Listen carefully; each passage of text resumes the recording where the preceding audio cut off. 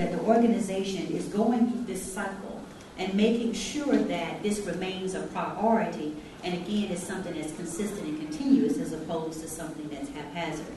So as you think about that, and even, in your own personal excellence accomplishments or efforts, it's all about having a dedicated function, a way that each day or each quarter, each cycle of your business, that this is a part of what you do. So I want to start with the first step in developing a system for organizational excellence, and that is understanding and identifying your risks and your opportunities. And I'm going to look at those from two different perspectives. Because, an organization, your business, it's something that's fluid. And it's not, there are a lot of different influences that factor into your relative success at any time. And usually it boils down, it's either an opportunity or a risk. And even risks can present opportunities when it's part of this process where you're identifying them proactively rather than reacting to them once they come up. So it's really important to have some kind of function where you are consciously identifying at any given time what your risks and opportunities are.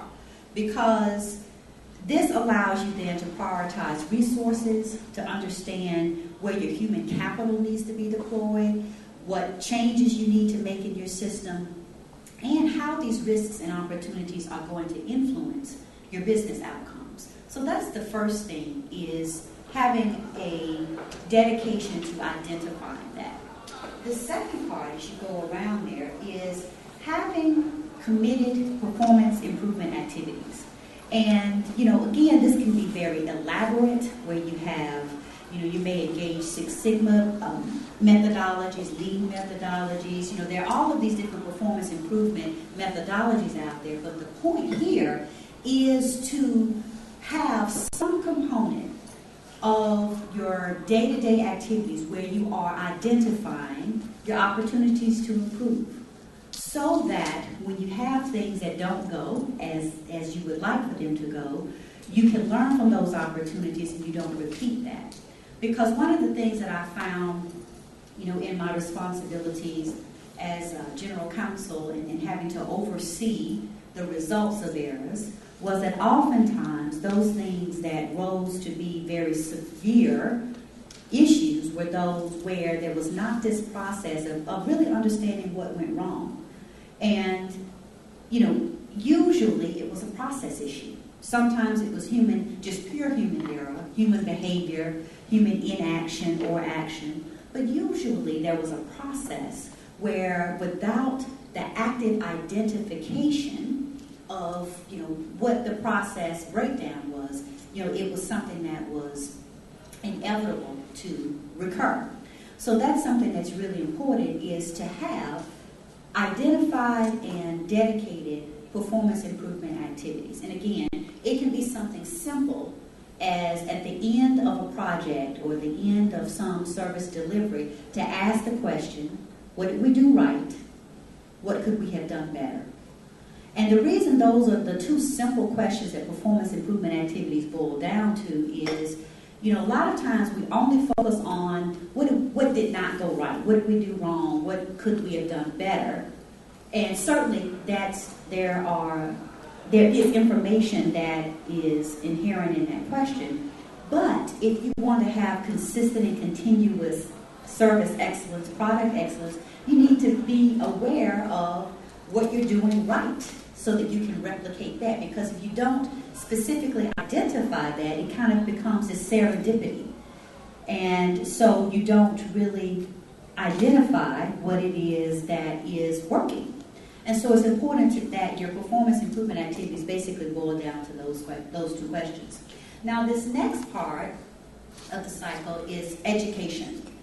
And this is where a lot of organizations don't fully appreciate the investment of resources into educating the people.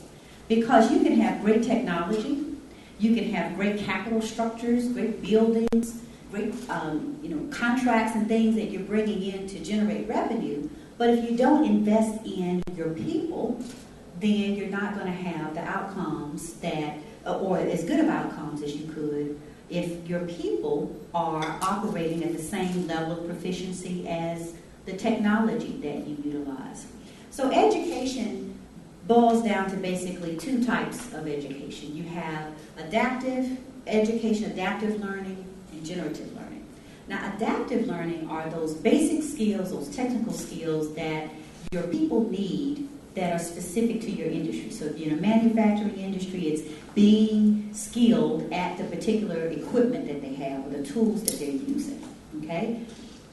And if you're in a healthcare setting, it is the different clinical competencies that a clinician needs in order to deliver care in a proficient way. But the second component of that is generative learning, which is where oftentimes the resources are not deployed, and that is helping your people to be better at communicating with others, to be better in the instance of leadership, to be better leaders. Because even though, we are often born with certain leadership traits, it still is something that must be cultivated.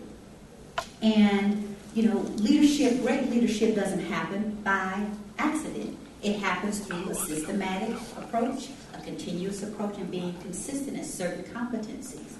And it's important to make sure that the people who are responsible for delivering the service or product or creating a product in your organization are the best people, the best human capital that they can be. So it's important to have this education component. And then the other aspect of education that goes along here is actually communicating with the people who are delivering the services to make sure that there is a consistent way that vital information gets, that it flows from the top and from the grassroots to the top. And it has to be a dual process, because it's important to, when you're thinking about achieving organizational excellence, to recognize that even though it has to be driven by, say, the CEO and driven by senior leadership, it still has to involve input that comes from those who are on the front line. Because while certainly those who are in senior leadership positions are very knowledgeable, they have expertise, they have been in the industry for a long time, at some point you become a little bit removed from what's going on the front line just by nature of how you're positioned in the company. So it's really important to speak to those people who are actively interfacing with your clients, interfacing with your customers, who are actively working on machines if you're in a manufacturing setting, who are actively, have access and first-hand access to that input about how things are working. So it's really important when you're thinking about education to think about it as improving your people, improving yourself, because, as a leader, you're not exempt from this process and need to be actively involved and lead by example. So, being involved in making yourself and making the people better, but also ensuring that they are getting information timely, they're getting information relevant information, and that they're getting accurate information. Because one of the things that I'm sure all of you can relate to is, when we don't have all of the information, we have imaginations. And our imaginations begin to fill in the gaps. And oftentimes, we fill in the gaps with inaccurate information. And it's done in good faith, and sometimes perhaps not. But if you want to achieve organizational excellence, it's important to be proactive in that regard and make sure that you have ways of doing that. And this can be, as simple as having, regular and consistent ways of delivering it at the unit level, whether that's a department or a work group. Having, in today's technology, or with today's technology, we can take advantage of intranet delivery of information, communication boards. There's just all of these different ways to be sure that those things that are relevant and important are being delivered to those who need that information. And so the next part of this cycle is validation. And it's really important, when you are determining whether your service or product delivery is excellent or not, is that you have an objective way of determining that. Because it does you no good to get in a meeting and say, oh, great, we're doing wonderful. Do you feel good about what we're doing? Do you feel good about it? Okay, great, we're doing good. It has to be validated by metrics that are relevant to your industry, that are relevant to whatever it is that you're trying to achieve. So it's really important to have benchmarks. And, and to make sure that those benchmarks focus on the areas that are going to influence your outcome. So usually that's a metric that looks at how your people are performing. So there's some type of employee or people measurement, and that can be looking at their personal employee satisfaction. It can be looking at their different competency levels, but something that measures the people, something that measures the stakeholders, or a metric that is relevant to your stakeholders, and those can be internal stakeholders or external stakeholders. So this could be your customers if you are in a regulated industry. It could be something that's related to those who have governance responsibilities for you, and then looking at who are you accountable to, essentially. How would they measure you, and how do you stand up to that? Some type of financial metric. It could be the cost of delivering your service. It could be looking at your accounts receivable. There are lots of different financial metrics that influence how well you're going to perform from a financial perspective. And then also looking at your ultimate customers. How do you measure how your customers or your clients view you as an organization? So it's really important that when you are looking at how you're doing and determining what your current level is and where you would like to go, that you have objective metrics that help you to define that. And as you're looking at this validation process, you again want to look at your metrics from where you are right now, and then look at setting long-term goals. Because certainly it's something that should be revisited. For some metrics, they may move on a monthly basis. Your accounts receivable, usually your financial metrics, you're going to look at those on a 30-day cycle. Your patient satisfaction, your customer satisfaction, your employee satisfaction, those may be things that you look at on a 30-day cycle. Others you may look at in a quarterly cycle. Some of them may be annual. But it's important that you know what's relevant and that you're measuring things that make an impact on your business. Because it shouldn't be about busy work and you just, have this pretty little scorecard, you have colors and all of this, and it looks great, but it's not really meaningful, and it becomes something that is resented by those who have to prepare it. So, you want to make sure that, usually there are like 50 million metrics that you can look at for any given area. But usually it's only about 5 that are really going to make an impact on your success. So if those are the only 5 that are really going to be meaningful, then focus on those. Because this process can be very overwhelming when you're not deliberate about what it is that you're doing, and you're not selecting activities and measurements and different reports and things that are meaningful and relevant to what you're doing. So as you, again, are determining how you're going to validate excellence, you want to make sure that it's not done in such an overwhelming capacity that it is basically now another job just collecting all of the information.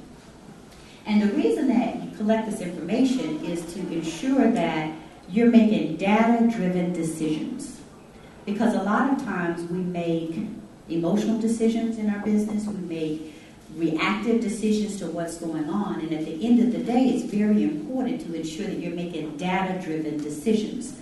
So, what are the metrics telling you? So if the metrics are telling you that you need to make adjustments in this area, then any deviation from that needs to be supported by something other than, well, we don't want to do that. We would prefer to spend our time elsewhere.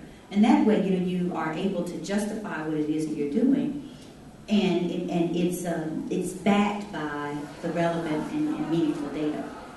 And so the last part of this is looking at publication and reporting, because it's really important to have accountability in your organizational excellence efforts. And oftentimes, the best way to be accountable is to have to tell someone about it.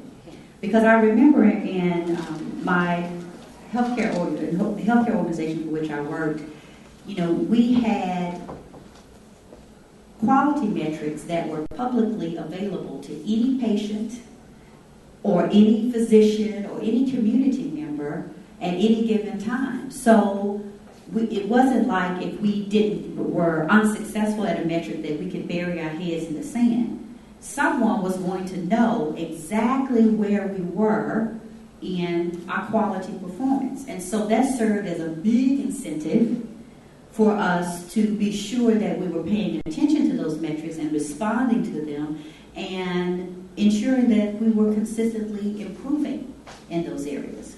So publication is a great way of generating accountability. So if you're not in a regulated industry, there's not some oversight government agency or private oversight agency that is looking at your metrics and making them publicly available, then you also want to look at the publication of that information throughout the organization, because typically managers of different units or different work groups, they want to be excellent in their own right.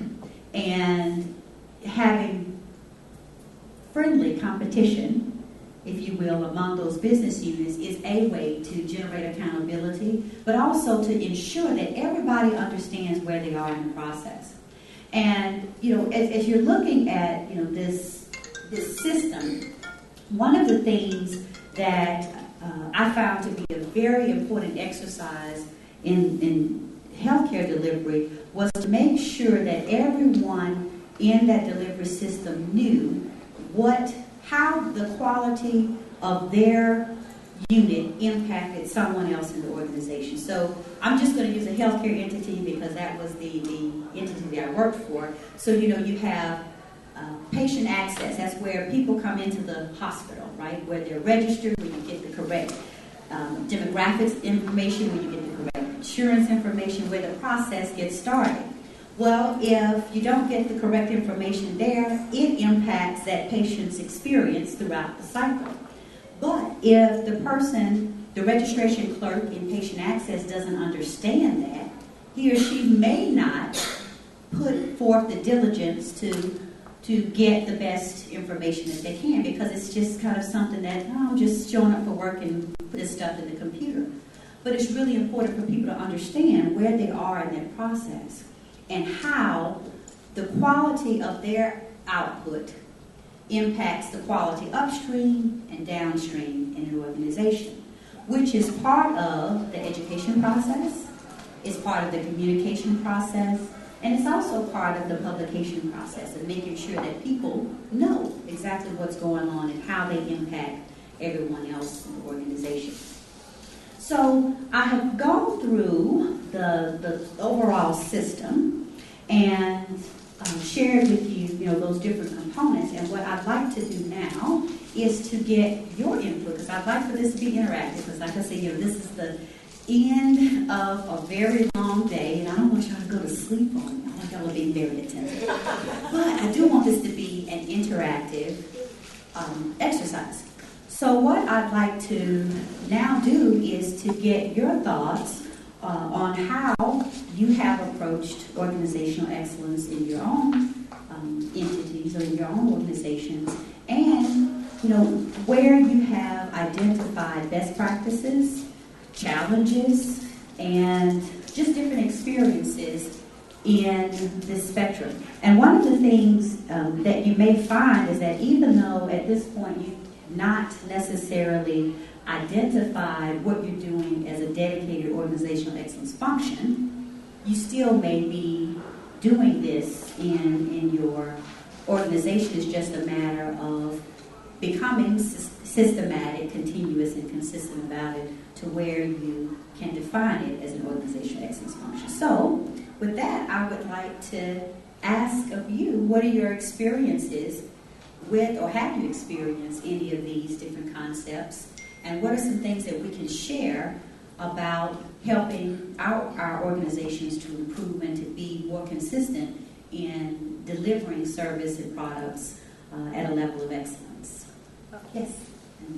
Yes. So, I was wondering, okay. Sorry, I have so many questions. I walked in late as well. No. This is like the most important thing for me right now. That's great.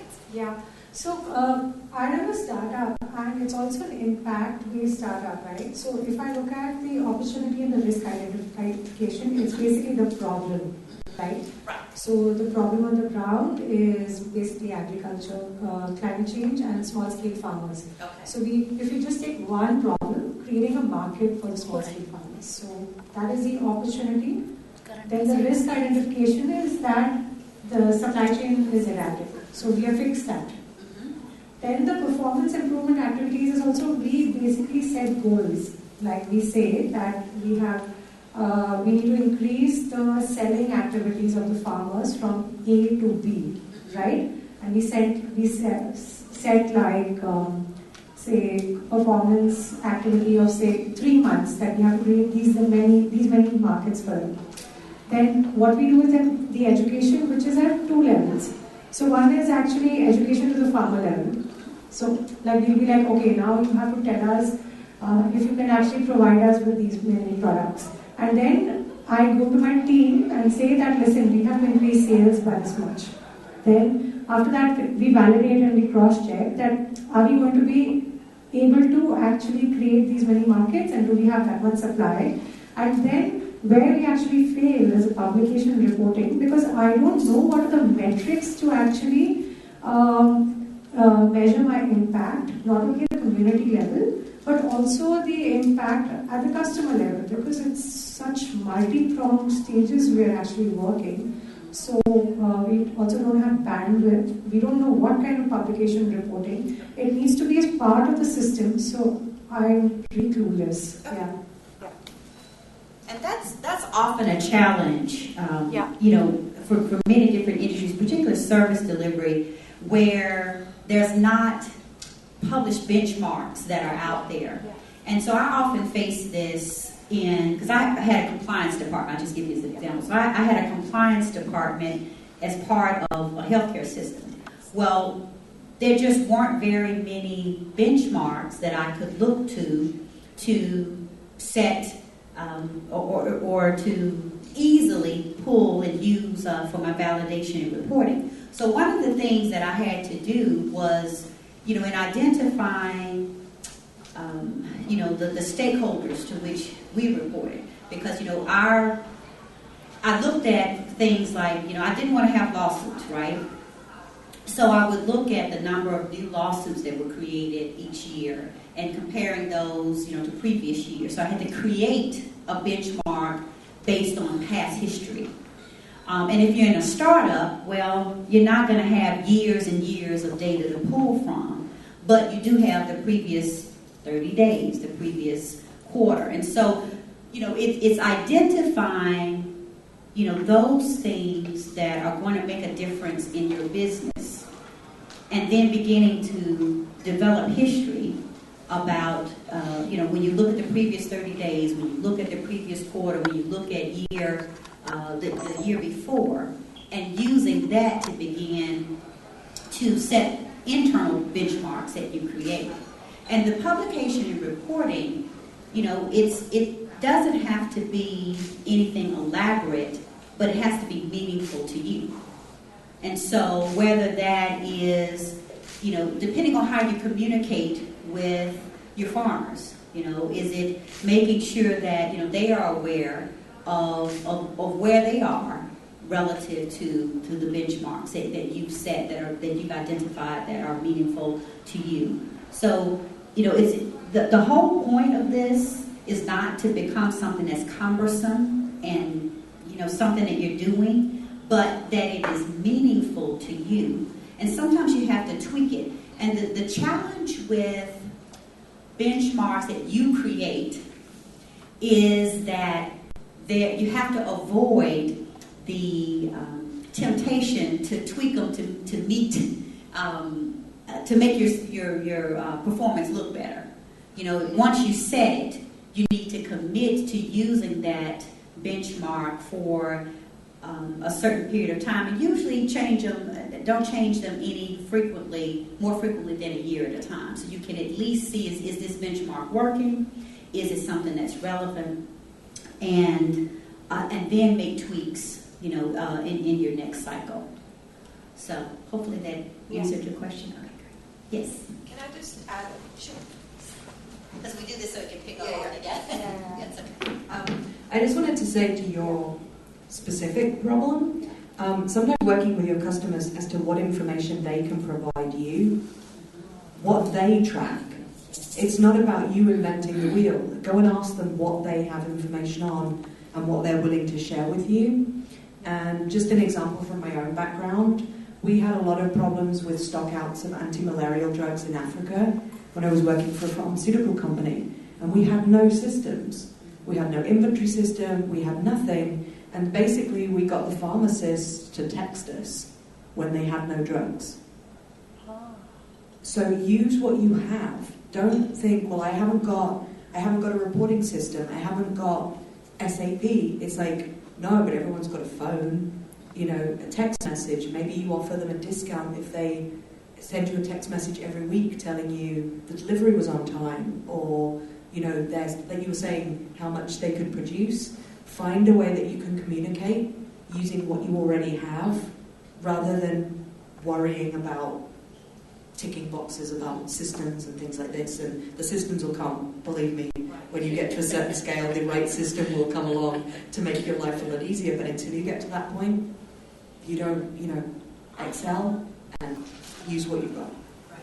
I have a question. My question is slightly different from what you have spoken. Right.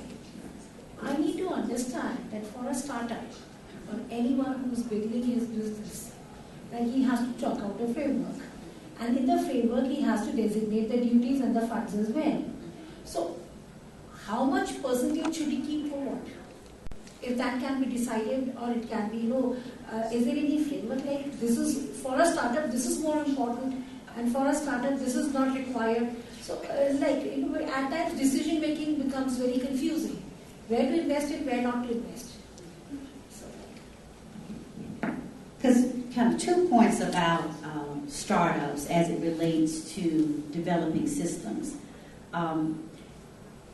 That's the best time to have a discipline about what you do, because then you don't develop bad habits.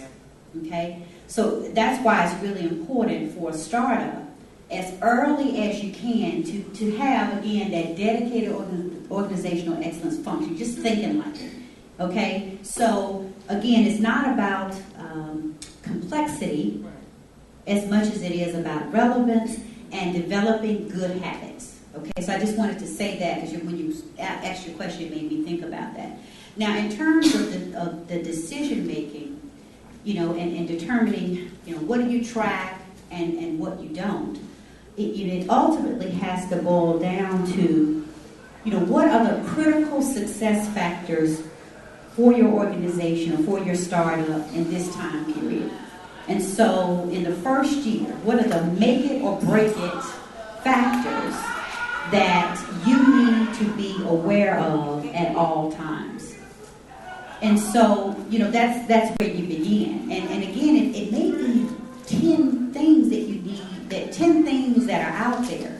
But of those 10, whatever the number is, usually it's like 5 or 3 or whatever it is, but you want to understand what are your make it or break it factors that you need to be aware of at all times so that you can respond. Because the whole point of this is not just to track data, it's not to generate reports, it's to be able to make good decisions, which is why you begin, with identifying your risks and your opportunities, so that can in turn influence the decisions you make about where you deploy resources, where you pull back, what changes you make and how quickly you do that. So that's why this has to be a continuous process, and it's about building that discipline. Yes?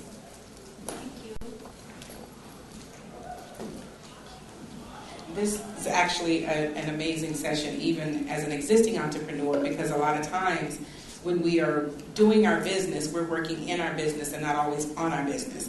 So this is a great mindset shift to work on your business and to look at your own systems. And I think the greatest incentive to look for systems and to the reason why you want to create one is revenue. Because you need to know how are you making your money.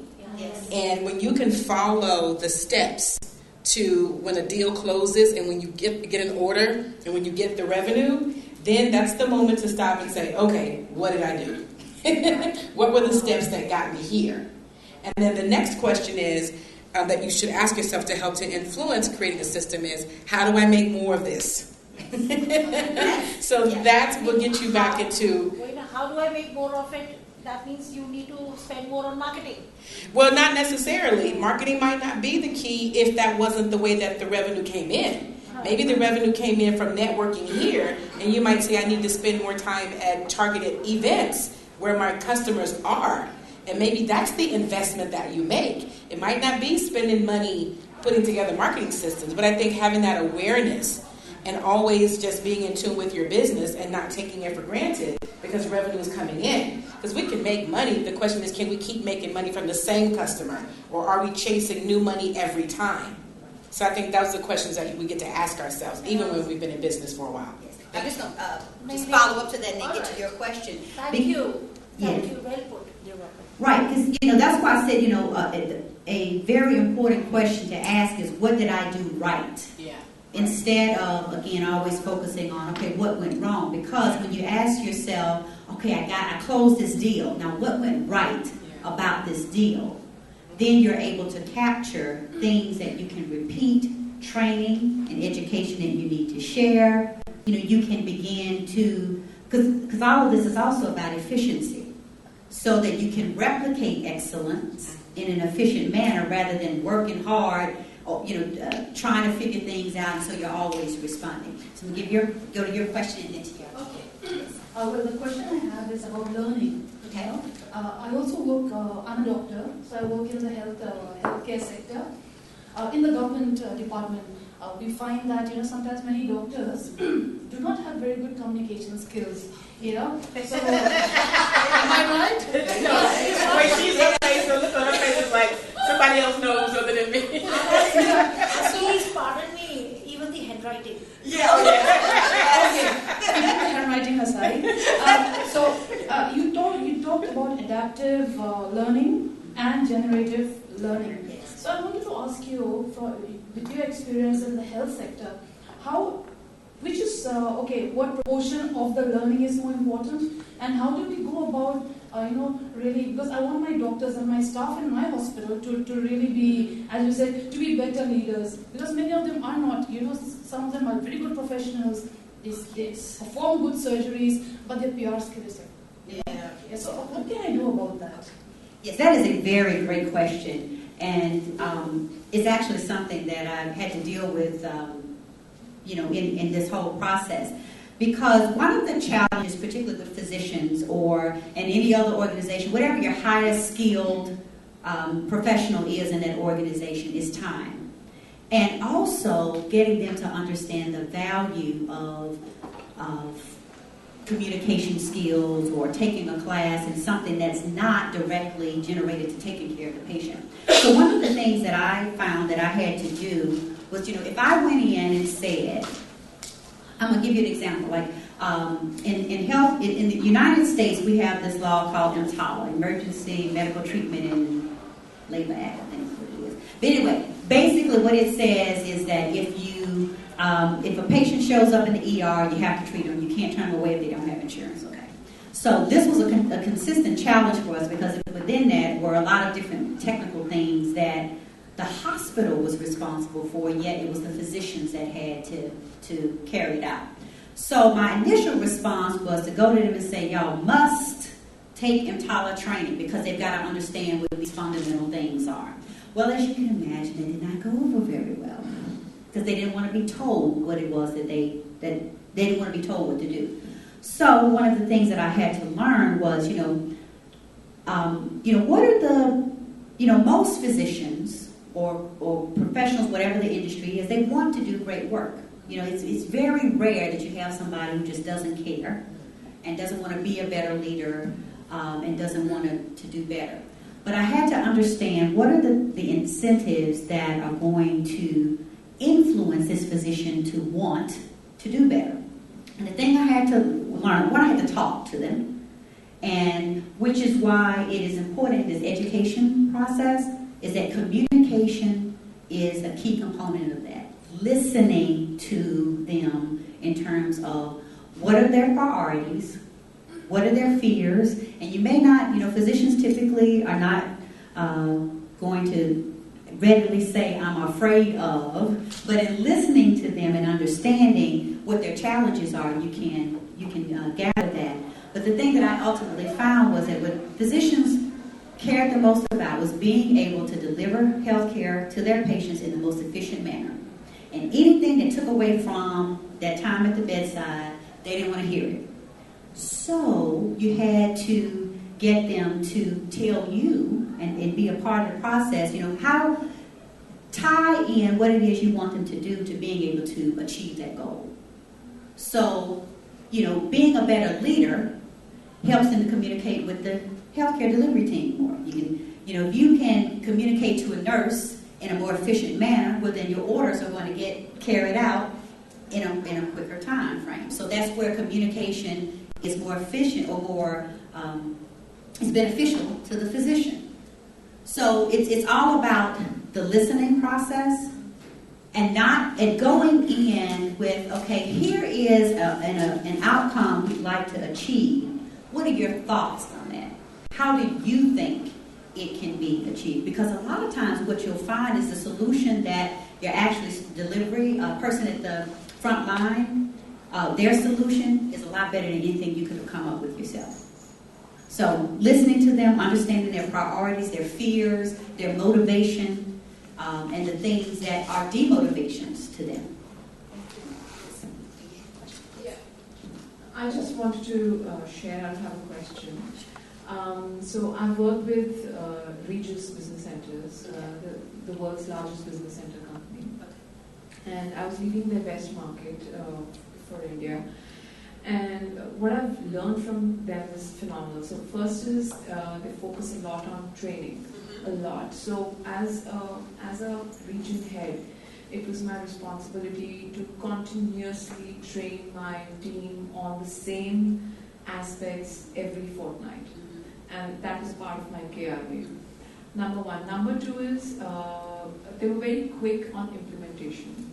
And they kept a sharp eye on each employee's performance globally, which meant that if one of my team members is doing phenomenal business month after month after month, team from Hong Kong or somewhere will come down, interview that team member and sit down with me and say, what is it that this person is doing different that is making her or him perform so much continuously. Once those nuances were identified, which that person was probably doing, a pilot project would be led in another country. That is it specific to that region, or is it successful in another region in the same format? If it's successful in another region in the same format, immediately the processes will be changed and a new process would be rolled out, saying that, okay, the new system is this, and if you follow this, you will succeed. And then again, the trainings will go on and on and on. So I think that's a huge learning that I had, that one needs to keep a sharp eye on what is it right, like you said, that or different that your team member is, a performing team member is doing, which can be replicated across the board? Right, and I think it's important to again make this a part of the way you do business. And I think back to like when I was beginning to implement this whole performance improvement process at my organization. One of the things that I did was just assessments where we were able to obtain, objective criteria that would help us to understand how different functions in the hospital were performing. And it was just it was checklists. It was asking, do you have these policies? How do you handle this? I mean, just different things that you could do. And I remember when we were beginning this process, I sent my team into one of the units, and kind of the immediate response of that leader was, well, my goodness, we're not doing anything wrong. Why are you coming to look at us? And so that was very telling of the culture, because this is all about driving a culture of excellence, okay? And prior to implementing this system, the culture was we didn't come and look at you until there was a problem. So it's really important in communication and involving people in the process that they understand that the assessment is not done to find out what you're doing wrong. It's part of this understanding what are you doing and how is that impacting your performance. What are the things that you're doing great right now, and what are some things that you need to improve. So culture is a very important part of this entire process. And then so that's kind of the macro focus is, the culture, but also you've got to get down to the individual. And I always call this the WEF-2017. What's in it for me? People have to understand how they are a part of the overall success of the organization. Because in driving cultural changes and in instituting excellence as part of a culture in an organization, it boils down to each individual having ownership in the outcome. And, unless it's a cooperative organization or employee shareholders, they don't get the direct benefit of the revenue. Okay, they get their paycheck, but they're not necessarily sharing in the profit, so they don't really get that. Okay, but if you help them to understand how, when the company is profitable, these are the influences, positive influences on you as an individual. Well, then they are more likely to care about the different metrics. So that's something that is really important in the education component, is making sure that everybody in that organization knows how they make a positive contribution to the outcomes. And how, when they, again, don't show up, don't do well, the impact that has on the organization, how that flows back to them. And then also making sure that they have a way of validating their own performance. And it can be something very simple. Because I remember, one of the things that I did too was study other healthcare entities, for example, that were performing consistently well. And one of the overwhelming similarities in those organizations was that each individual employee, whether it was someone in environmental services who was responsible for cleaning up the patient rooms, all the way up to the CEO, everybody had a personal scorecard that had one metric in each. So they had 5 pillars of excellence or 3 pillars of excellence. Everybody had at least one personal metric that they could say, if I do this consistently every day in these 5 areas, I'm going to be able to contribute to the overall success of the organization. And that engendered a greater loyalty, a greater participation, and people felt involved and really cared about whether the organization hit those metrics. So that's something that's really important, is understanding the cultural influences on excellence and then drilling it down to the individual and making sure that they understand how they impact the outcomes for the organization and get them excited about it. Okay. Any other questions? Let's see, how are we doing on time? Okay, we've got about 9 minutes. Yes, we still have time. So what are some questions or other comments or thoughts around this process? Anybody, you would like to ask something? No. Okay, thank you. And thank you so much for sharing. Thank you. Let's have a photograph. Yes. Why not? Here's Kukulan.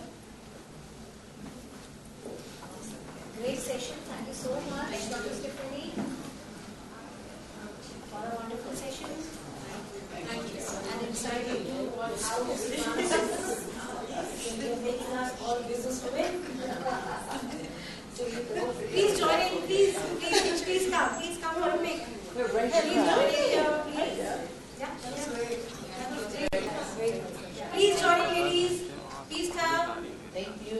Please come. You also come. I'm good. No, please come. Please come. We need your Why don't body. you also join in? We need your body. Come on. You need ladies. mine? Let's see. Let me get a couple of shots.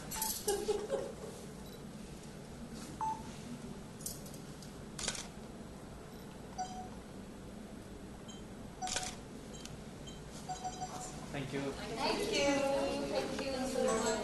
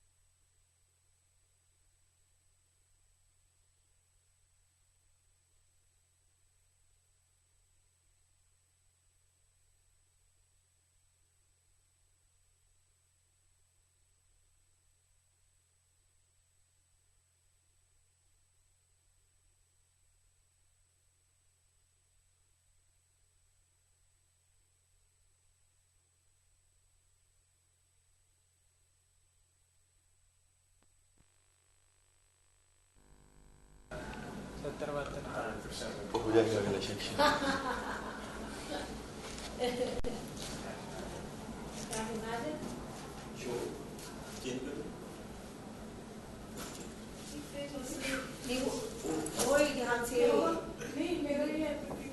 आपके आप ही का ये ना.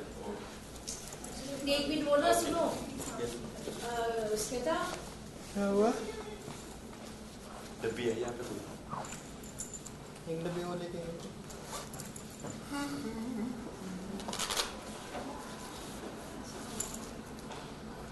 It's nice and cool outside.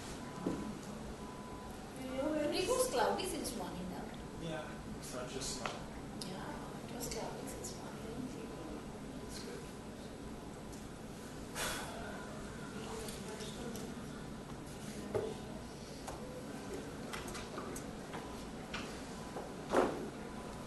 मैं last हो रहा है, शुरू होने वाला है लास्ट.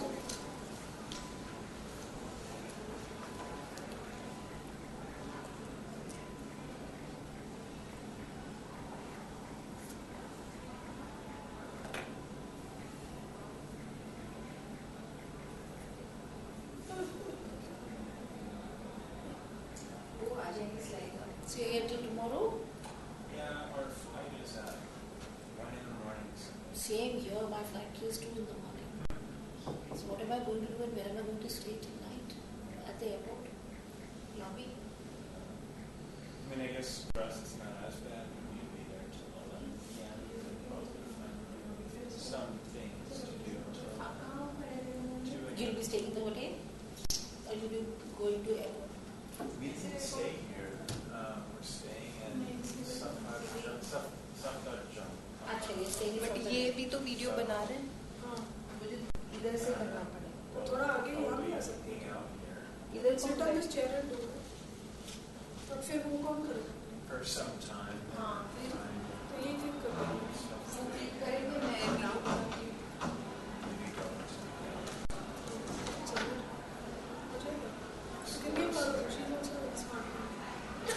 क्या हुआ?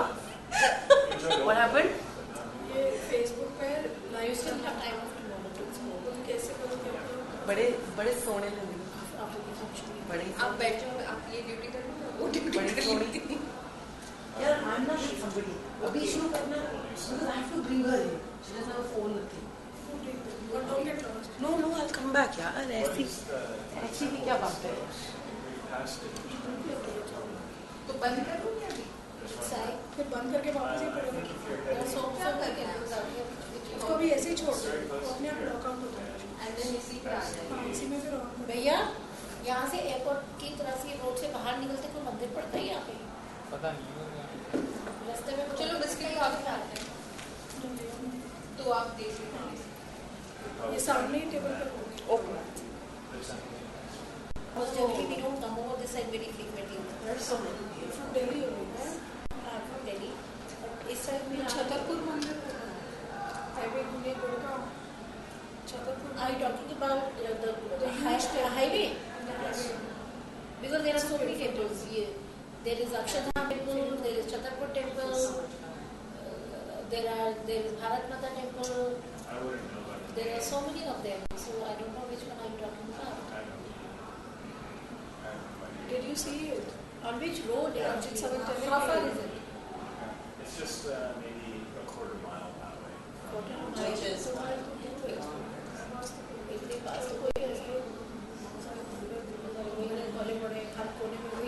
समझ में नहीं कितना कौन सा अरे उसको डालो ना ग्रुप में भी आ जाओ. मेरा फोन डिस्चार्ज हो गया. चार्जिंग लगा रखा है. मैंने फेसबुक ऑन कर सकती हूँ. Are you on the WEF team? No. Well, I'm on the advisory council, but I don't know. What would you like? They didn't add you on the team. The WEF team. I don't know. Which is connecting all the volunteers. I think so. I'm not sure. You would know. It's fun. Yeah. I'm not like. Actually dinner time शुरू हो रहा है ना. हाँ तो शायद. अच्छा तुम्हारे मोबाइल से वेब टीम में डाल दो कि भैया ये प्रोग्राम शुरू होने वाला है. स्नैपशॉट खींच के डाल दो. आ जाओ.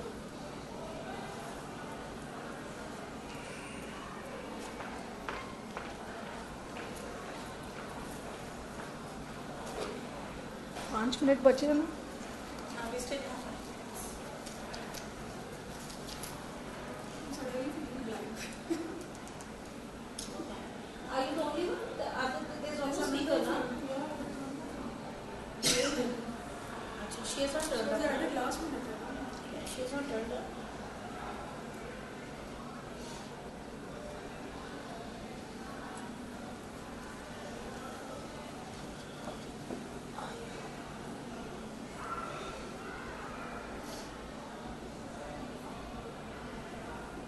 You see him?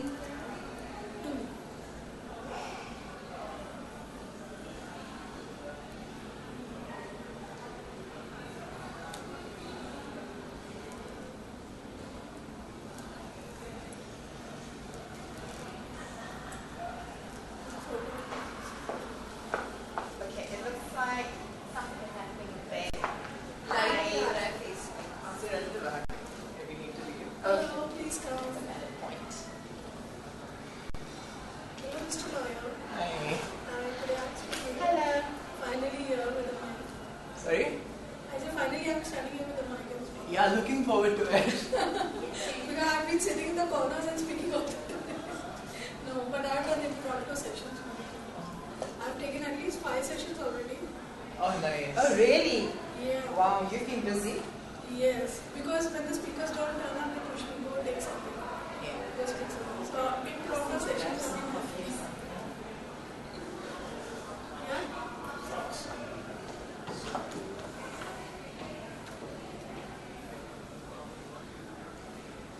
Thank you. Put it in the group. And you won't believe the very topics I'm taking the sessions on. So I have taken my own 2 sessions, which was recreating your life. Then yes, today I took one which was the startup, about startups, the journey of a startup and the guy didn't turn up. So I and one another female, we both took that.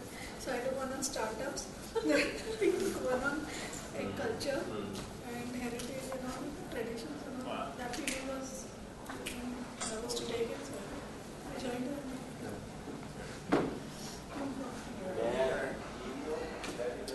Lucky leader. Like, excuse me, I got it. Yes, you are. अगर वो आई नहीं है तो presentation अब चलते चलते आगे कर दो ना स्लाइड क्या प्रॉब्लम हाँ वो भी कर सकते हैं Would you like भी कर सकते हैं to introduce you or? No, I didn't introduce myself. Okay. Do you want to? Only if you want me to. Yeah, I don't mind that. I could do with a nice pep talk. Okay. So I like people praising me. So is it time? should I start recording No, Is it time to begin? Is it 7:15? They usually don't start on time, they just wait for people to file and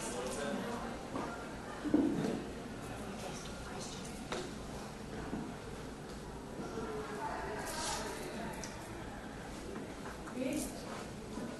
With the recording and everything started. yes, So it let is the people come. 7:15. We'll wait 5 minutes.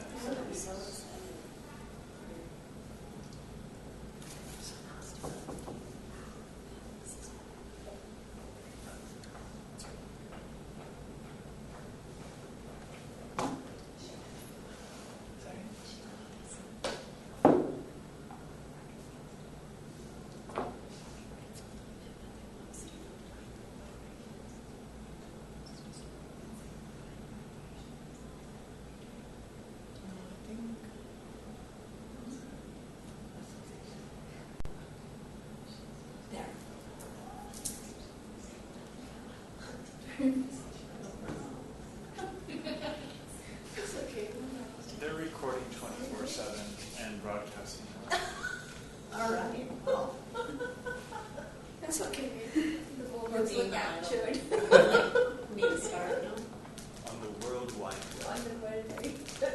Should we start? What's the time? It's up to you. I mean, Hello. it's 7:16. Hi. Thank you all so much for sharing your beautiful evening with us. today we are going to hear from the beautiful Smithaa. She's a gorgeous healer, and she has so much wisdom to share with us. And this evening we get to hear about being the idol that you wish to be. So Smithaa, I would love to. Thank you so much, Lauren. I love you. I love you. So let's start the evening. Thank you everyone for taking the time to be here and listen to me.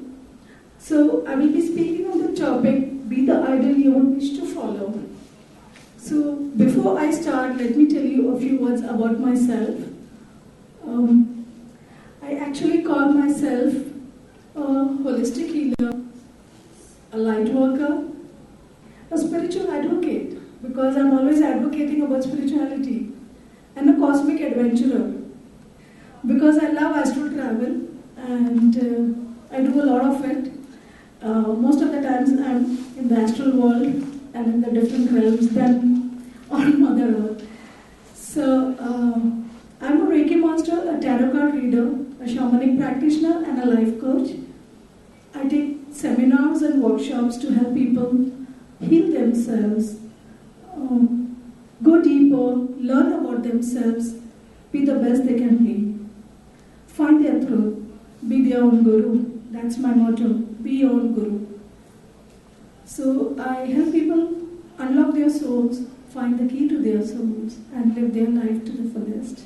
So that's about me. Let's start with the presentation. So, be the idol you would wish to follow. So, who is your idol? Yes, Lorraine? My idol is my inner wisdom, my higher self. Wow. And, well, that's at least what I try. Outside of you. My Who would you call an idol? My idol lives with me. Do you idolize someone? As a child, did you idolize someone? In one person that you idolize? My mother. Okay. Madhvi? Shah Rukh Khan? No. Gautam Buddha? Denim?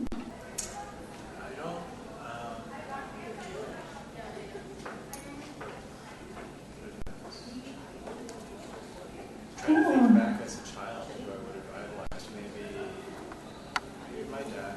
Okay, your dad. And you? I have thought about this a lot. I don't think I have an idol. Like, I've really given it a lot of thought. I don't have idols. As a child, whom did you idolize? Nobody. Really? Yeah, honestly, yeah. No actor, actresses? No. Who was your favorite? I don't have a favorite. Okay. Any leader, spiritual leader, any politician, any singer? I've been thinking about this actor? a lot. I mean, not just right now, but forever. I could never find an idol, so I would have to say I don't have an idol. Okay. What about you? I would have to say the same as well. Because for me, idol has a different meaning, particularly as I've grown and matured. Right. So I would say no. Maybe there's certain attributes that I admire about someone, but not enough to call them an idol. Okay. Yeah. Okay. And what about you? Who would you? I think my father. Okay. Yeah. And what about you? Me. Yes. Did you have an idol while you were growing up? When I was my grandfather. Okay. See? So, you know, the reason I say my father is because I've seen him live, he's 91 right now. okay. And I've seen him live a very fulfilling life. Okay. So I feel that, you know, maybe if I follow him, maybe, Right. but I'm nowhere near to him, honestly. So, if you see the dictionary, the definition for idol is a person or a thing that is greatly admired, loved, or revered. And the synonyms are hero, heroine, star, superstar, icon, or the celebrities. You know? So, who were the celebrities thousands of years ago? And who were the superstars that our ancient people followed? So,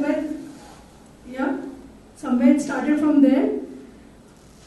People were following Buddha, Ram. Everyone says, be like Maryada Purushottam Ram. the person who, everyone idolizes. Krishna is a favorite of many. Shiva, Jesus, Guru Gobind Singh, Prophet Muhammad. So I feel somewhere our earlier generations initially started looking at these people as idols and started following them. Their words became the scriptures today. Yeah. So somewhere the idolization has started from there. Today we call them gods, we call them masters, guides, but somewhere they have walked this earth and they have lived a life that everyone wanted to follow. So these were the initial idols. Next, the generation came of the politicians, the freedom fighters, the scientists. You see Vivekananda, Gautam Buddha, Socrates, Plato, the thinkers. So we had a group of people who were rising up and making change in the world. They were setting very high standards for everyone to follow, right? So they were emulating qualities that were very rare and very difficult to emulate, and they were standing out from the crowd, and they had loads of people following them blindly, trusting them, trusting their wisdom, trusting their goodness, right? So then, what were the qualities that made them idols? So what do you think? What is the quality necessary to become an idol? Anyone? I think that to become an idol, a person gets to maybe respond. One quality, in one word, one quality. Any, like courage or something like that? Courage, extraordinary. Extraordinary courage. I would say a charisma. Charisma. Or leadership. Charisma. Leadership. Passion. Passion. Achievement. Self-knowledge. Self-knowledge. Thinking beyond yourself. Okay, and all of these, right? So let us see what were the qualities of most of the leaders of that time. So we had courage, loyalty, morals, dignity, determination, honesty, resourceful. They were fair and just, helpful. They had a new way of thinking. Nobody thought that we could get independence with non-violence. So it was a totally new way of thinking, ahimsa, that Mahatma Gandhi brought. Equality, selflessness, a good heart and a good character. Yeah. So, do we have people now who represent them? The world has changed, and the qualities have changed. At least I feel sometimes that I'm longing to find people who show these qualities, right? Or at least half of them, if not all. Yeah, you long to find people. These qualities have just disappeared almost from the globe. And whenever we talk to people, everyone says that. Where are these qualities? And everyone is complaining about the world. Yeah. So, the new age, those qualities have gone.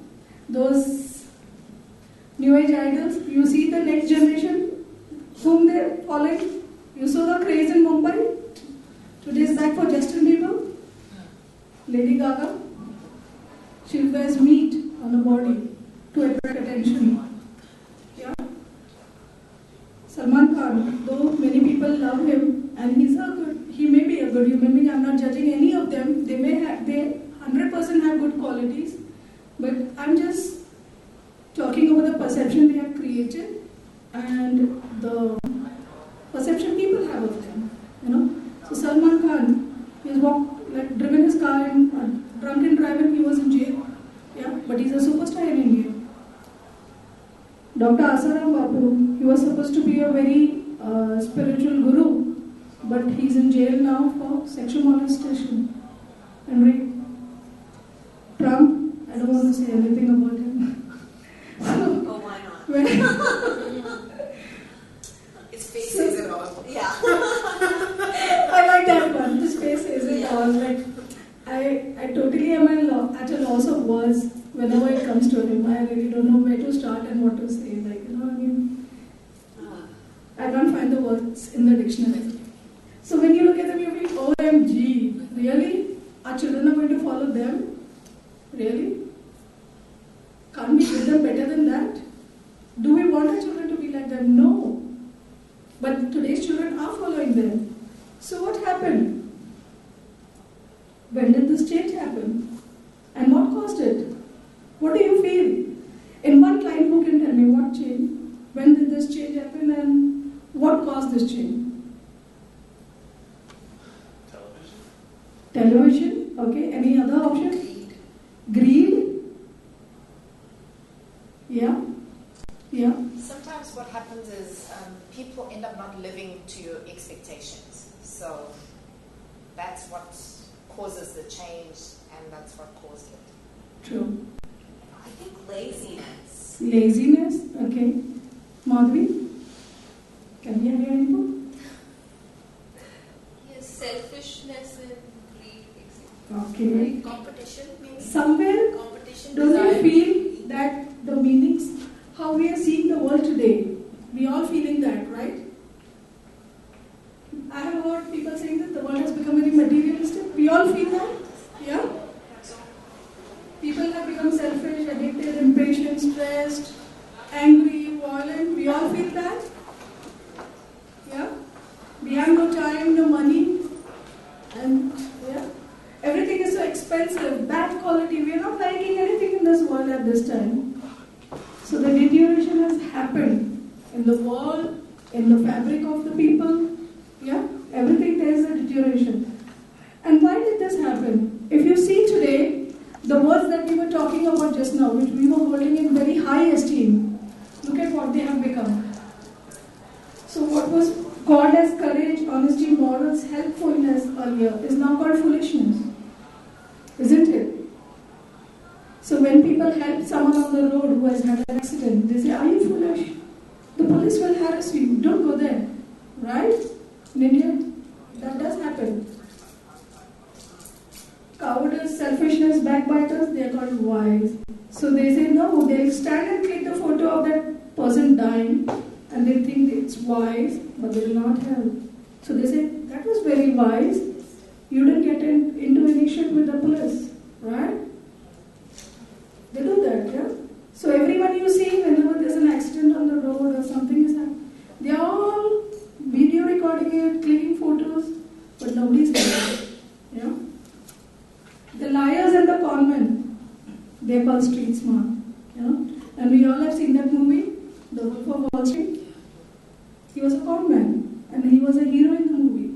So if you see the movies being made these days, they are celebrating the anti-hero. Yeah? So the conmen, the smugglers, and everyone, the great gambler is the hero. So what is the message we are sending? It's okay to be a smuggler, it's okay to be a conman, it's okay to be a dacoit, and you can still be a hero in your life. So people are going the anti-hero way. First they would try to be good, like Ram, Krishna, they wanted to be, now they're trying to be the anti-hero. So see, nowadays, acid attacks, rape, picking guns, shooting, yeah?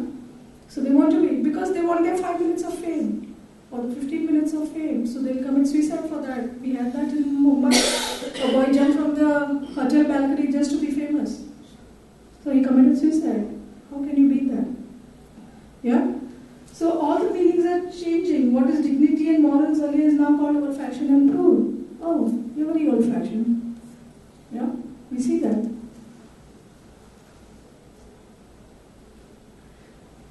Now, that brings us to why do we want idols outside of us? We are always looking for idols. Down south, I have seen a tendency of making them God also. We have temples of Rajnikant, the superhero of the south, south of India, in the movies, which is called Tollywood. There's a hero called Rajnikant, and they have made a temple for him, and they pray to him.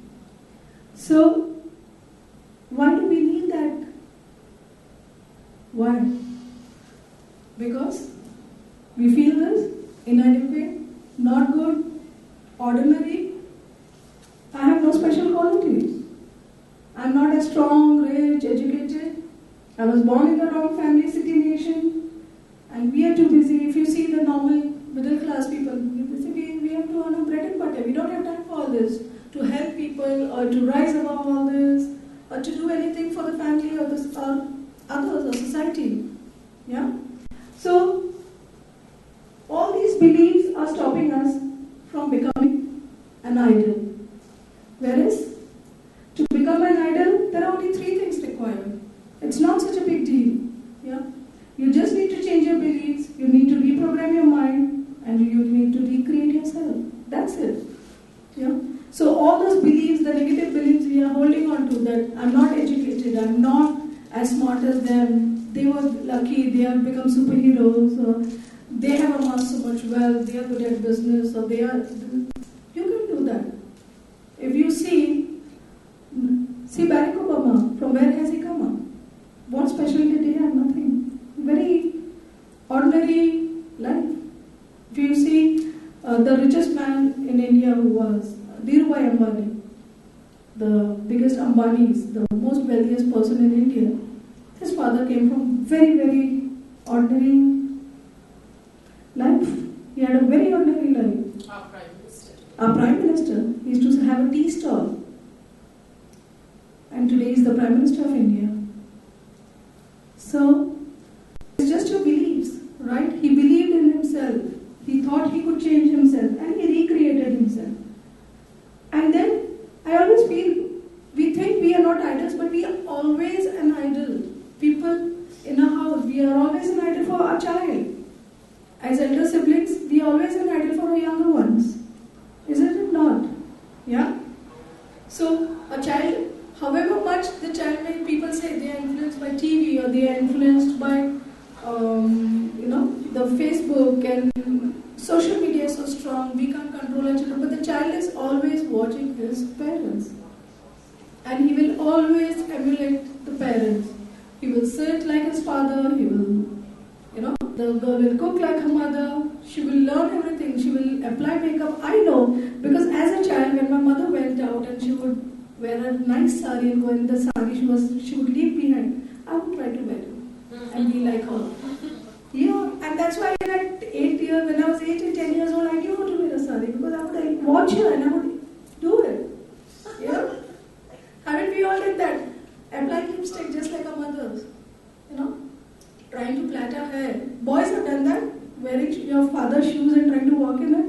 Or, using the razor much before the beard has broken out. Right? So, children do that. So, you are already an idol. We should never forget that. Every moment of our life, we are still idols. There is someone who is watching us and trying to be like us. We have also copied our siblings. If the elder brother is doing something, the younger one wants to do it. He's good at biking, the younger one will do it. He wears his glares, so he also wants to wear his glares. Right? And we'll do the hair like that, just like his brother. We see it all the time, right? So, how can we make our children the idols that they will, allow? I feel we can make it for them so that they can follow it. We can create idols out of our children. So, I also take parenting sessions, and in my session, I always have people complaining, that my child watches too much TV or my child lies too much, and how can we change that? So I tell them, stop lying in front of him. If you don't want your child to lie, stop lying in front of him. So what happens is, the father is at home, he wants to watch the match, the boss is calling, he tells his son, pick the phone and say, my father is sick. So he can't come to office today. We see people doing that. My stomach is paining, I can't come to office. I'm having a fever, I can't come to office. And then we go out shopping, we go to the movies, or we, watch the match. So, when you're doing it in front of your child, what is your child learning? It's okay to lie. Right? So, you have to tell your boss lies. And we think we are teaching him to lie to someone else.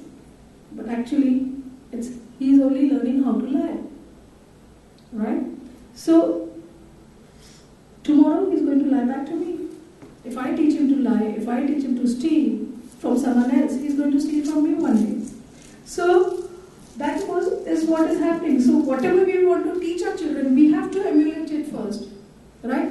And only then we can create idols out of our children, right? And improve the next generation. We have to improve the next generation. We have to do this. Now, this becomes our duty. So, but then how can I become the idol first? And how I'm influencing my child. I'm emulating all the good qualities for my child. I've taught him how I don't lie in front of him. I'm very honest, everything else. So he's watching me, he's learning a good lesson, he's becoming a great guy. Now when I step out of the family, how will I influence the outer world? How will I be an idol so that outsiders also are impressed and think me to be an idol and follow me? We need to do that. Today, it's the call of the world. We need good people to be idols. We don't want to follow people like Justin Bieber or, Lady Gaga. We don't want that. We want better idols for our children. Yeah? So, how can we be that idol? The first thing we can do is discover our inner strength. So, let go of all those feelings of being incapable, inadequate. No, you are complete, you are full, you are enough. You have everything within you to be successful. You have everything within you to be good. You have everything within you to be compassionate and loving. You have it within you. You just have to find it. And nothing in the world will stop you. If once you decide that you have to recognize your inner strength, the world will recognize it, right? Be your authentic and unique self. Don't try to copy anyone. We always try to be someone else. This is the latest fashion trend, we will wear it. Whether it looks nice or not, or it doesn't look nice or not. This is the latest hairstyle, we'll get it done. This is the latest boots that are in the market, we want that. This is the latest phone, we want that. And then we go to any lengths to do it. I've seen people, they take loans just to buy an iPhone. Yeah. Do we see that, right? So, why do we want to be like someone else? Because we don't know what we are. So the main essential thing is to find our inner strength, know what we actually are, bring out our inner strength out, our qualities, our goodness. We need to honor our emotions and our honesty. So if you're feeling something, honor it. I see they say boys shouldn't cry. Why not? Why not? They are human too. They have a heart. So why should you deny your sensitivity? Why should you deny your other emotions that you feel? If you're angry, be angry. That's okay. And it's not bad to be angry. It's good. Express your anger. But don't hurt others in that expression. Right? So be angry, but keep it with you. Write it, tear it, throw it, beat the pillow. Don't beat another person. So, but it's also important to remove that emotion out. Because when we don't express our emotions, we hold it within us and then it will start hurting us. We start falling sick. So, I don't say you should hurt someone, but you should express your emotions, remove it out. So, I feel Shiva is a good example of that because he holds the poison in his throat. He's called Neelkanta because of that. He holds poison in his throat. So he's not throwing it out to hurt anyone else, and he's not swallowing it in to hurt himself also. So that is somewhere a very good ideology that we can follow, that we need to hold that poison, not allow it to hurt neither ourselves nor others, but express it. This is a big issue. How many of us had dreams and wanted to do things and someone told you, oh, are you cracked? Are you mad? Nobody can do that. Yeah? Yeah? Once in a lifetime we always had that. Someone told us, no, you won't be able to do it. Have you had that? Oh, this is not the right thing to do. Girls don't sit like that. Boys don't cry. Of course. Yeah, a lot of times. Yeah. And I don't think you are capable of doing this. This is too big for for you. Be realistic. Yeah, we all hear that? Yes, Donovan? Have you heard that? No, that's not done. Donovan, you can't do it. Yeah? This is not what you should be doing. Yeah? This is not for us. This is only meant for the rich people. So, be in your limits. Or this is only meant for the poor people. This is only meant for the poor people. Yeah, don't sit on the floor. Okay. You, educated people, sophisticated people, don't sit on the floor. Sit on the chair. Yeah? Don't wear such clothes. So we have naysayers all the time telling us what not to do in our lives. And in fact, as mothers, I've seen a lot of mothers doing that. They tell their children, don't do this. And I tell them, that's the wrong thing. Okay, don't do this. Then do what? We don't tell them what to do. We only teach them what not to do. So we always telling them no, no, no. Right? So, okay, don't sit on the sofa. Well, where should I sit? That's not no. So rather than saying don't do this, if we start speaking as do it, rather than saying don't sit on the sofa, say sit on the chair. So we'll stop saying no as much as we do, which is a very wrong thing. Yeah, and we teach our children also not to say no too much. So there's so much negative energy we are throwing into the universe by saying all these things. Get out of your comfort zone and keep pushing your limits. How many of us have tried that? Getting out of your comfort zone? I'm happy in my comfort. Yes. I can't just get out of it. So, have you got out of your comfort zone ever? Donovan? Yes. Yeah, you should become getting comfortable, right? Yeah. I do that all the time. The moment I realize I'm getting comfortable in something, I move.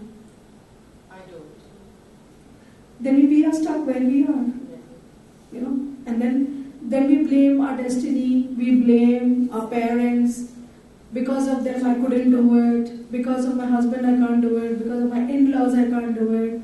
And we are always playing the blame game. Yeah? We are so engrossed in the blame game and we have become so experts in it that we don't even say, I have become fat. I say, my dress has become small. We do that? Yeah, this has become tight. It did become tight. You have become fat. But we are not ready to own it up. Right?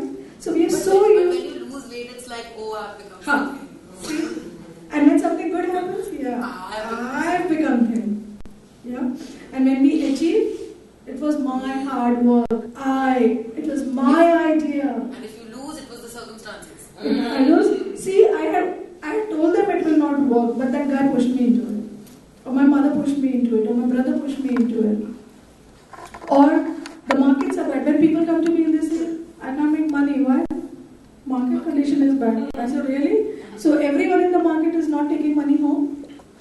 So how are the shops open? And how are the crowds in the malls? Yeah? So someone is making the money. So isn't that just an excuse? It's not that the economy has come down to zero, right? So trading is happening. So the market is bad, that's just an excuse. Correct? Or the climate is so this. Because of the rains, nobody has come. But I know in heavy rains I have gone to places where I wanted to go. Yeah? And in the super heat also I have gone to places I wanted to go. Meet people I wanted to meet. So, when we don't want to do something, we just keep finding excuses for it. Right? And we have become so expert at finding excuses, isn't it? It comes naturally when you don't want to do it. That's kind of what I meant when I said lazy. Yeah. Because it's easy to blame someone else because it hurts to fail. Yeah. And so I have empathy and compassion, and I've done that myself, but it's laziness. Yeah. So we don't want to take onus of our problems, and we don't want to take onus of our actions. You know, we find it's so easy to blame someone else, circumstances, destiny, karma, everything else except ourselves. Yes. It's much easier than failing. Yeah. You externalize everything, it's easy. It's easy to externalize, right? And there are so many things outside us to blame. So many. So many idols. It's Krishna's fault. Yeah, we do that, right? Yeah. God's wish. Yeah. We won't say efforts were not good enough. Right? That doesn't say that, okay, there's no destiny, but some way when we fail or when we have not achieved our desired results, we have not thought differently. So rather than thinking the blame that Krishna did that or Buddha did that or Jesus' wish was that, if we think that what was the lesson I needed to learn here? Even if it happened, even if we fail, it's not bad to fail. It's okay. We are human. So when I fail, I say, it's okay. I'm human. It's okay, Smithaa, you tried your best. But I should be able to say I tried my best. Do I have that in me to say that I tried my best? Right? I should be able to say that. Right? So once we have tried our best, then let the results come. And so it's okay to fail after trying the best. But if you have not tried the best, not thought out of the box, not made all the efforts possible in that situation, then that's when we find excuses. So we need to have the courage to follow our dreams. Yeah, that is also one thing that will make us. So look at the people who are following their dreams. They just go at it big time, right? So, as she said, our Prime Minister, Mr. Modi, it was his dream to be the Prime Minister. So from a tea vendor, he has come up right up till here. He worked hard to reach there, isn't it? So, when we have the guts to follow our dreams, when we know what our dreams are, first of all, we will find when we go find our inner strength, our unique self, and then we know what goals and dreams we have, and then we follow it, right? And then put our complete 100% into that dream. Hard work, total focus, dedication, not allowing the naysayers to say anything. People tell me your goals are too big. That's okay. You see, wait and watch. I tell them, wait and watch. Be the spectator. If you can't contribute, be the spectator. Right?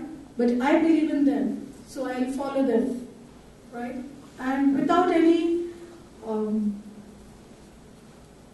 stopping, just with the belief that yes, it is possible. Yeah? I know it is possible, I can achieve it. That's all that you need. Nothing more. Continue believing in yourself even if no one does. They say no, that will not happen, you will not survive, this can't be done, a woman doesn't do this. Okay, wait and watch. Right? So let the world not believe in you, let your own family not believe in you. I've gone through a phase when I was going through my divorce and I wanted to step out of the house. So it was the first divorce in the family. So everyone said, women don't do that in our family. So I said, I would rather step out of the house and be a bad woman than be in the house and die. And yeah, and tomorrow I don't want you will, put a garland on my photo and say such a nice lady she was. But how will that help me? It's not going to help me. But if I'm alive, I'll do something in the world. I'll do something for my children. I'll be there for them. So it's so easy to stay there and, rot or die or whatever, take the view. It's not required. You can step out, get out of that comfort zone, make that change, have the guts to believe in yourself. They said you would not get a job, you have been home 12 years, you won't even get a 2,000 worth of job. No one will even keep you as a peon. These were the things that were told to me. You will get sold at the brothel. Alone women, you don't know how they are treated. All these things were told to me, literally. And I said, okay, so be it. If that's what my destiny is going to take me, so be it. But I will step up. Because I believe that that's the right thing. I have thought it in my mind. I realized, no, I cannot continue in this situation. I need to change it. I am the one that will change it. Nobody could. I spoke to all the family members. I spoke to all the counselors, his relatives, my relatives. Nobody can help you. It's like just. So If nobody is going to help you, nobody is going to come and change your life for you, you have to do it yourself. So, and then when they won't help you, they will tell you you can't help yourself. Right? That is one thing I've always seen. The very people who will not help you will come and say to you, you can't do it. Don't believe them. You can do it. You have to just take the first step and the whole universe will follow you and help you. You know, you just need that determination to take the first step. And then they conspire to make you successful. And they conspire to give you the life you're dreaming. And then the whole universe comes into synchronicity and makes it happen. So, okay, this is again, do the work that other people think is impossible. So, people thought that was impossible, I did it, and I survived. Thankfully, I'm here, not anywhere else where they were thinking I would be, right? And then again, after a few years of job, when I did a job I was in a very good multinational company for 3 years, and then I decided, no, I want to be an entrepreneur. You can't do it. Okay, everyone was against it. Who will do this? Who will buy this? How will you manage it? It's such a difficult thing. It's not easy. You need to, who will manage your taxes? Who will manage your this? And who will manage your that? And accounts, and you don't have any knowledge about it. You don't have any formal training about it. That's okay. Let me try. I learned along the way, but I built up a business. And I had such prestigious clients like Ultratech Cement, Bajaj Allianz, Lombard, Sodexo, Senko Glass, which are very big names in the industry. They were my clients. And I was the first woman to be an entrepreneur in that field, you know, of gifts, promotional gifts. I was the first woman to step there. I was the first woman to import USB drives to India in 2007, when most people didn't know what USB drives were 10 years before. Okay. So just go ahead and do it. Do different things. Do what your heart says. If you feel it's right, it will turn out right for you. Always have that. Make your vulnerabilities your allies. This is one topic I love to touch. Because most people tell me, when you're vulnerable, you're weak. I said, no. When you're vulnerable, you're strong. Right? How? So if I'm an honest person, I always speak the truth. They say it makes you vulnerable. Yeah? Because if someone asks you, you will give out all your secrets. You speak the truth. But I say that makes you very strong. Excuse me for this. Because if I'm honest and I always speak the truth, I don't have to remember what I told you the last time. Even 100 times you ask me, I will give you the truth. I'm not scared of what people find out about me, because I'm myself speaking my truth. I don't have to be scared of anyone. If I'm lying, then I'm scared my truth will get out. Right? So I'm constantly living in that fear. That makes me weak. I'm scared she will find out what that actually I lied to her. She should not be that person, because he knows the truth and she doesn't, and then they will connect and they will share. And so you're living in that fear, yeah? But if I have spoken the truth she knows and the truth she knows, it's the same. I don't care, let it. Right? So I'm in a very strong position at that time. Isn't it? Yeah? Elaborate on another vulnerability. Tell me what is in your mind. What makes you vulnerable? What makes you vulnerable? You tell me about yours, because you lose your confidence. When you lose your confidence, you're vulnerable. Yeah. Okay. So why did you lose your confidence? Various reasons. Okay. Could be various reasons. Could be Okay. Fine. So we take it that whatever the reason, you have lost your confidence. Now, how is that a positive point working for you? You tell me. Is that a positive point? To a certain extent. If you're not out doing anything. It gives you a chance, an opportunity to rethink yourself and Rebuild yourself. You don't have any persona to show the world. or you don't have any targets to achieve outside.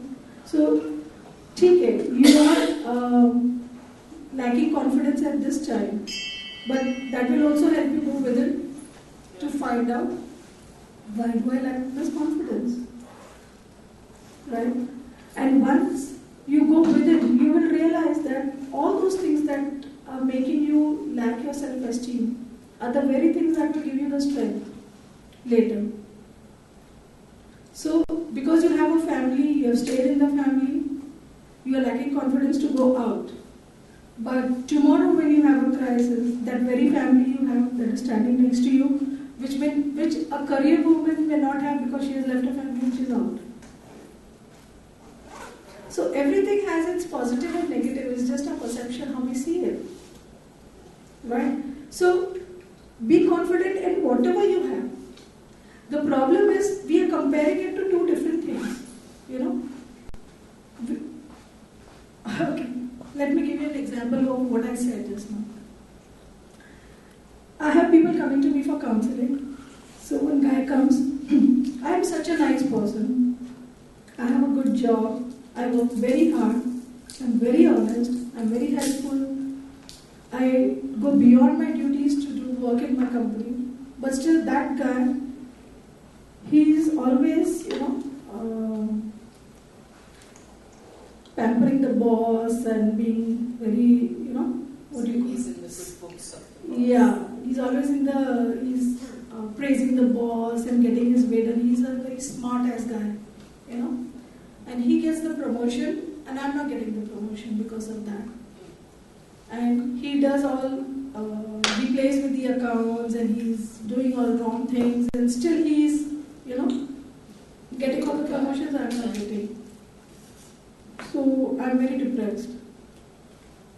So what I told him is, there is always two things, and there is always a choice.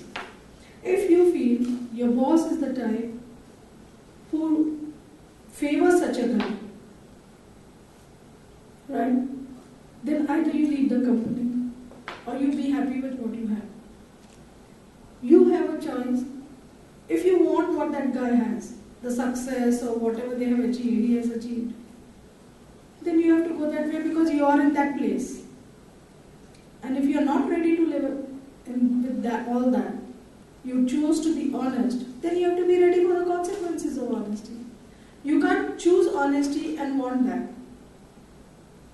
You have to be ready to face the consequences of your choices. Maybe when you choose honesty, you will get the rewards. You definitely will. Not now, maybe later, but you definitely will. But this is your test of your patience and your belief in yourself and your ethics or morals or whatever you may call them.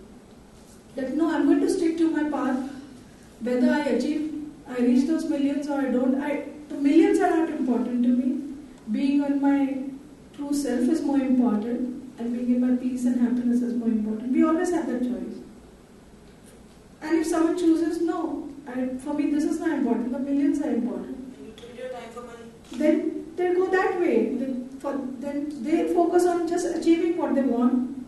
They go to any means to do it. Which I don't say is right or wrong, I'm not judging. It's just a matter of choice.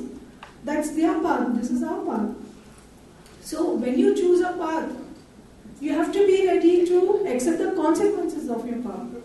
You can't sit in the train to go to Mumbai and want to go to Delhi. You can't do that. If you're sitting in the train to go to Mumbai, you have to go to Mumbai. You can't crib that I wanted to go to Delhi. Then get out from the train and go there. Right? That's the route. So you have to make the choices. It's up to you. Right? Did that answer you?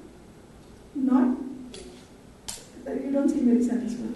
There's no one right answer. There's no one right answer. That's probably because everyone has different circumstances. Everyone has different issues. I can just give a broad and general answer. But personally, you will have to apply this answer to your situation.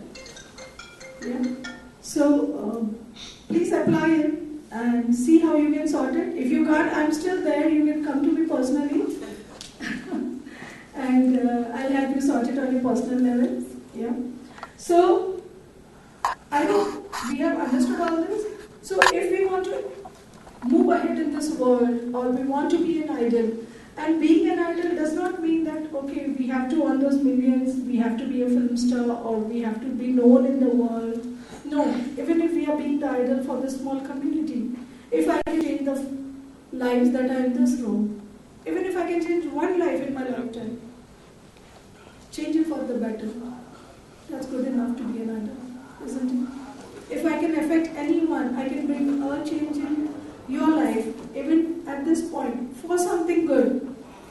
Whatever small it may be, whatever non-consequential in the larger scheme of life, but somewhere I've been an idol for that thing. Yeah?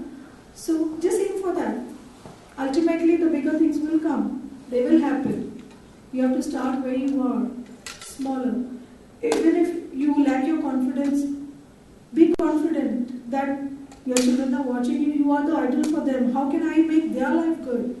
Maybe I'm not working somewhere, maybe I'm not a CEO of Coca-Cola or something, but as a mother, how things have changed, as you said, from Buddha to Trump. I can't be an idol for my children. No. Of course. You already are. So remember the slide? You already are an idol for your child. Even when I was young, 5-year-old, 7-year-old, not a 25-year-old. Well, I know you can always be an idol. See, we don't have to teach them what we want them to do. We don't have to teach them what is right and wrong. Especially when we have adult children. I have a 24-year-old son. I never tell him. I always tell him, look, the whole world is going to tell you so many things, what is right and wrong. I will add to that. I am also one more mother. So as a mother, I will also tell you 100 things. Don't do this, do this. Don't listen to anybody, not even me. Believe in yourself. Listen to your own heart. Whatever resonates with you, follow that. And if it's not what I said, that's okay with me. But you should feel that what you're doing is right. And end of the day, you should be able to look yourself in the mirror and say, I'm a good person. His aim is, I want to have a Lamborghini. Cool, have a Lamborghini. Be careful how you're accumulating the money to buy that Lamborghini. It's good to be ambitious, but we have to pay attention to the path. If we can tell them that much, I think that changes. Somewhere, he realized. He said, I do realize that. So that is all that is required. And tell them we trust them to do the right thing. When we show trust in our children, when we show trust in people, they live up to that trust. Absolutely. My father blindly trusts me. Right? Even if I'm fooling him and it's in front of him, he will say, I believe. Absolutely.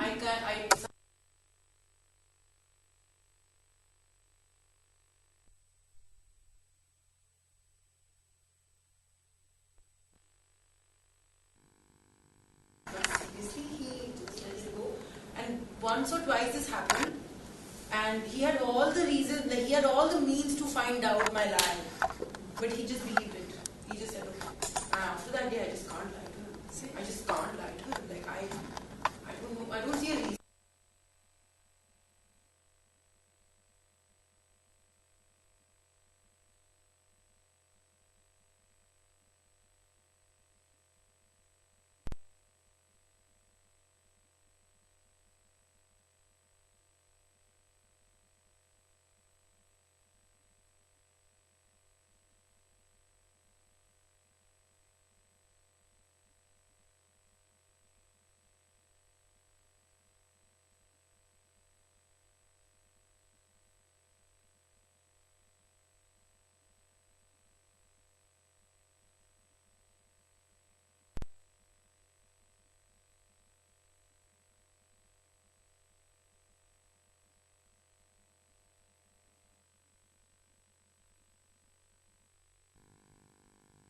Give me a paper and pen.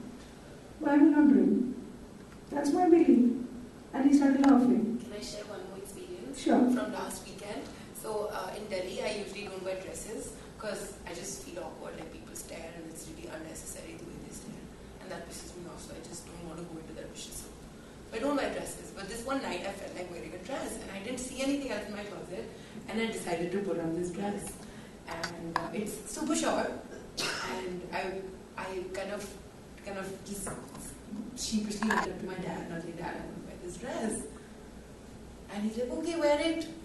I was like, okay, cool. And then I went to my room and I was like, do I want to wear this dress? Like, my dad is psycho.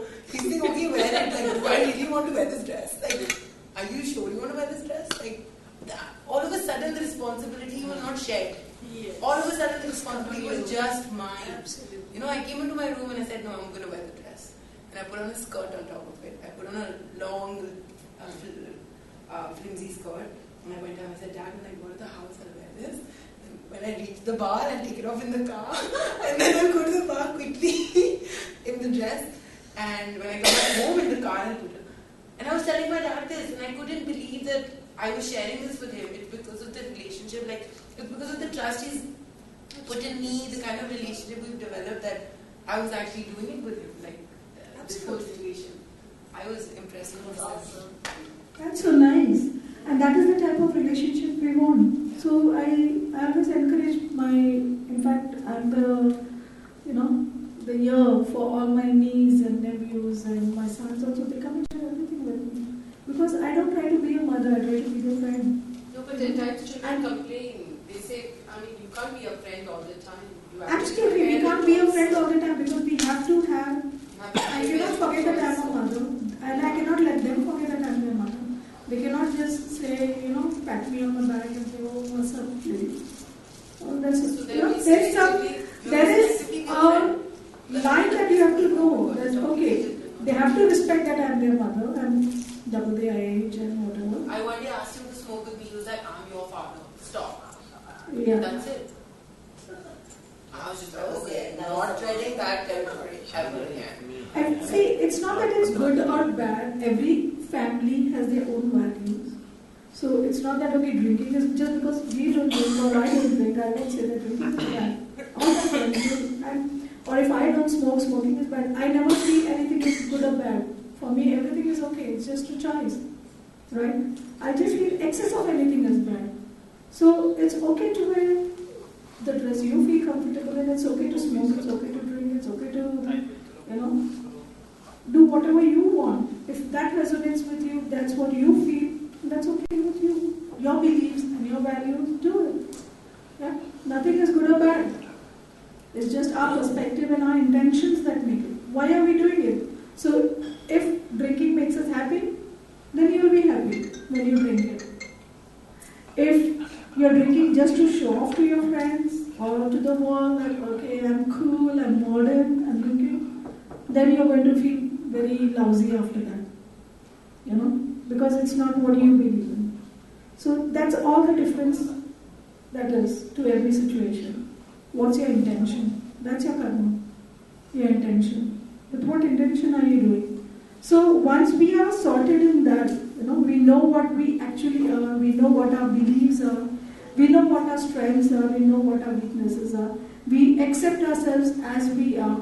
We portray ourselves as we are. No fakes. No living up to other standards. Just ourselves.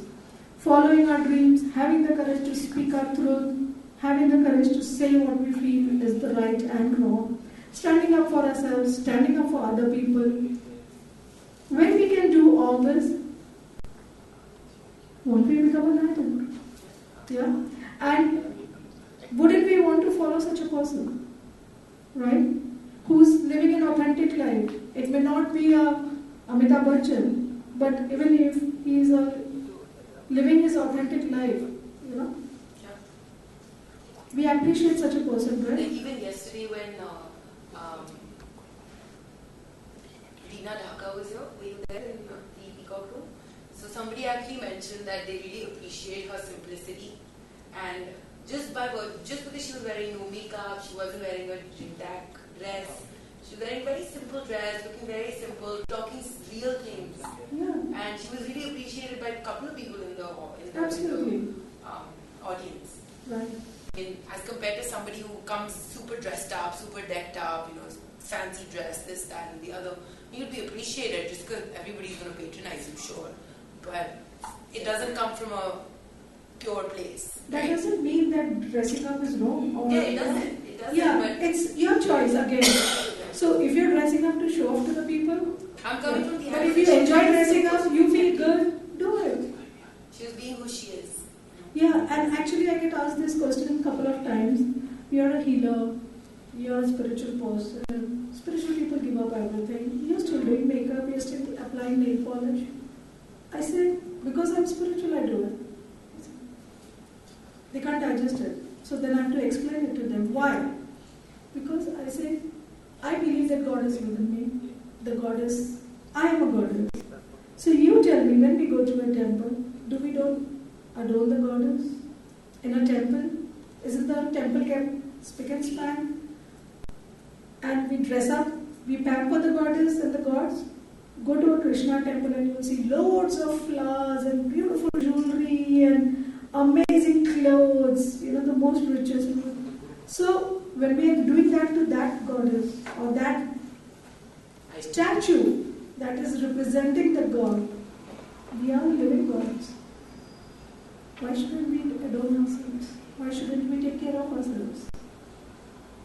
Doesn't it become our duty? Right? We are living gods and goddesses. Right? So, we should do it. So, nothing is good or bad, as I said. It's just your perspective. Correct? So, I hope that has helped you and you all realize that you can be the idol that you would wish to follow. Yes? Yes. Yeah? So, how many of you feel that you can be an idol that others would want to follow? Yes? Come on. Yes? Do you feel? Yay! We all can? In our own ways? Yes. So, let us all come and have a group photo. And we are all going to... Yes. Oh, okay.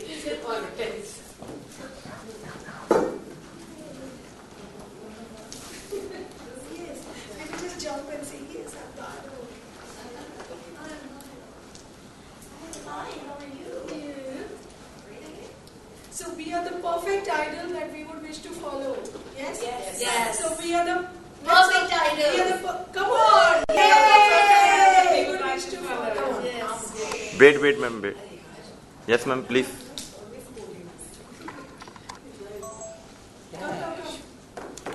Be with us.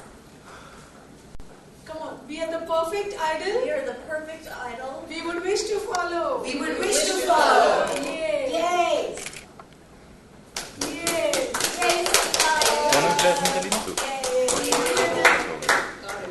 Okay, very nice. Very beautiful. Thank you, Mandy. Thank you.